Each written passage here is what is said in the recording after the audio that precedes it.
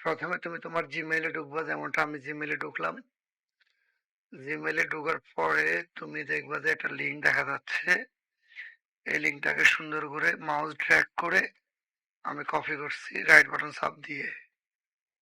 Right button চাপ দিয়ে copy করার পরে আমি নিচ থেকে এখানে এসে মাইক্রোসফট ইডসে ঢুকলাম। মাইক্রোসফট ইডসে ঢোকার পরে আমি ওই লিঙ্কটাকে পেস্ট করে দিলাম। পেস্ট করার পরে আমি এখানে ক্লিক করলাম।